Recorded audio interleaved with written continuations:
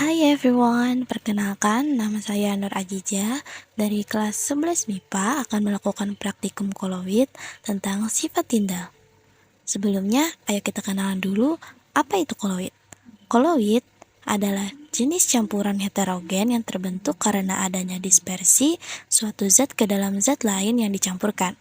Lalu, apa sih itu efek tindal?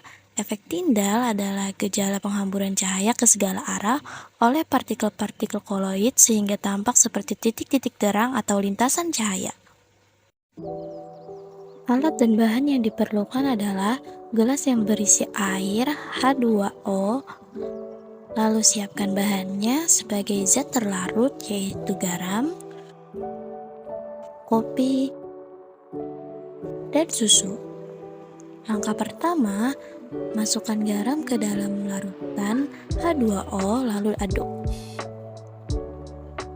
Masukkan kopi ke dalam larutan lalu aduk.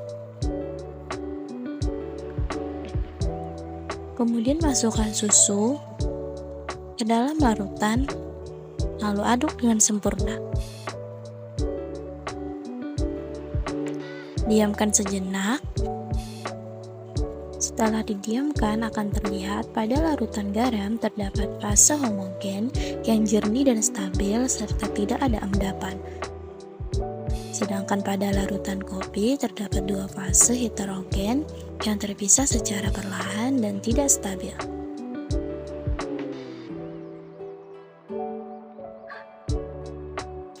Sedangkan pada larutan susu hanya terlihat satu fase, tetapi sebenarnya terdapat dua fase atau lebih.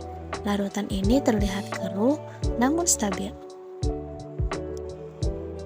Dalam praktikum ini saya menggunakan senter sebagai sumber cahaya untuk mengetahui atau melihat adanya efek tindal pada larutan.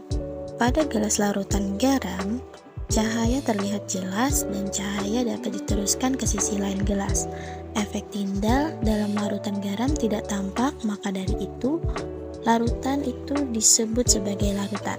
Pada gelas larutan kopi, cahaya senter tidak dapat diteruskan ke sisi gelas, melainkan cahaya hanya berpendar dalam larutan. Maka dari itu larutan tersebut bersifat suspensi. Pada gelas larutan susu, cahaya tidak dapat diteruskan ke sisi gelas, melainkan dibiaskan ke segala arah oleh partikel-partikel yang merupakan ciri koloid. Maka dari itu, larutan susu adalah koloid.